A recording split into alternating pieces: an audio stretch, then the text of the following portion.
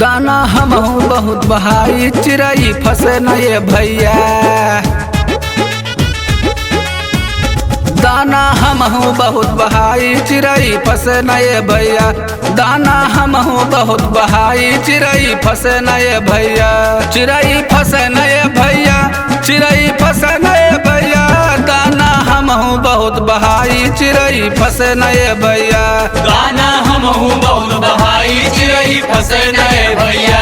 दाना हमहू बहुत बहाई चिड़ई फंसे न ये भैया।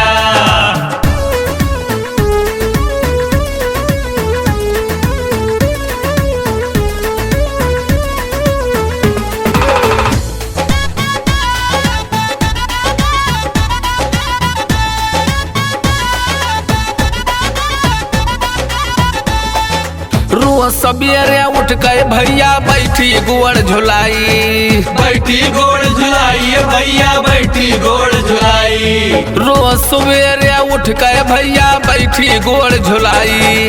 बहुत अकिल लगायन हाथे एको नहीं आई, खाली पड़ा रहे चरपाई। अब हम का करी भैया। दाना हमहू बहुत बहाई चिड़ई फंसे ना भैया। चिड़ई फंसे ना भैया, चिड़ई फंसे ना भैया। दाना हमहू बहुत बहाई चिड़ई फंसे ना भैया।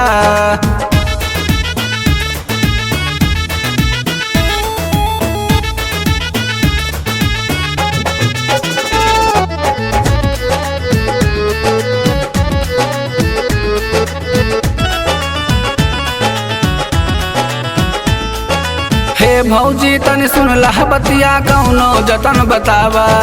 कौनो जतन बतावा भौजी, कौनो जतन बतावा। हे भौजी तनी सुन लह बतिया कौनो जतन बतावा।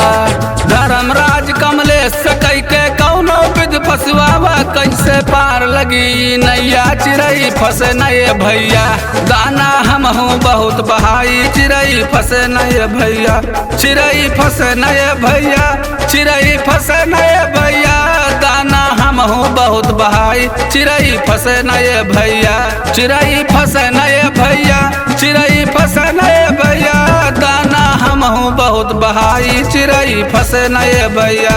दाना हमहू बहुत बहाई चिड़ई फंसे न ये भैया। दाना हमहू बहुत बहाई चिड़ई फंसे न ये भैया। स्टूडियो बलरामपुर।